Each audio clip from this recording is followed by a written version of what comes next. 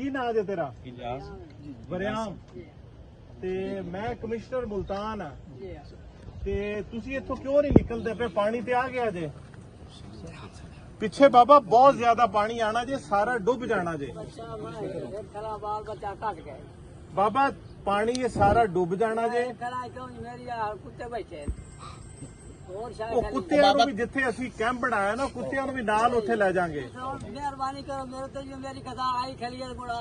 ਨਹੀਂ ਬਾਬਾ, ਸਾਡਾ ਕੰਮ ਆ।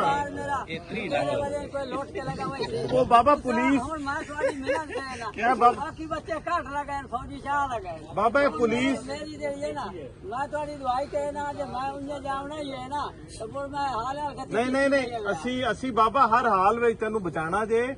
ਜਿਹੜੇ ਪੁਲਿਸ ਤੇਰੇ ਡੰਗਰ ਦੀ ਹਿਫਾਜ਼ਤ ਹੈ, ਕੋਈ ਸਮਾਨ ਕੀਮਤੀ ਪਿਆ ਨਾ, ਉਹ ਪੁਲਿਸ ਇੱਥੇ ਮੌਜੂਦ ਹੈ, ਪੁਲਿਸ ਇਹਦੀ ਹਿਫਾਜ਼ਤ ਕਰੇਗੀ। ਔਰ ਜਿਹੜਾ ਤੇਰਾ ਕੀਮਤੀ ਸਮਾਨ ਤੂੰ ਲੈ ਕੇ ਜਾਣਾ ਚਾਹਨਾ, ਜੋ ਵੀ ਅਸੀਂ ਨਾਲ ਪਹੁੰਚਾ ਦਿੰਨੇ ਆ। ਅਸੀਂ ਤੇਰੇ ਕੋ ਬਾਬਾ ਮਾਜ਼ਰਤ ਕਰਨੇ ਪਏ। ਨਹੀਂ ਕੱਲ ਨਹੀਂ ਬਾਬਾ, ਇੰਨਾ ਟਾਈਮ ਨਹੀਂ ਆ ਸਾਡੇ ਕੋਲ। ਠੀਕ ਹੈ, ਬੱਚੇ ਸਾਰੇ ਘਾਲ ਦਿੱਤੇ। ਨਹੀਂ ਤੂੰ ਵੀ ਆਣਾ ਜੇ। ਇਹਦਾ ਮਤਲਬ ਕੁੱਤੇ ਨੂੰ ਵੀ ਨਾਲ ਲੈ ਕੇ ਆਵਾਂਗੇ।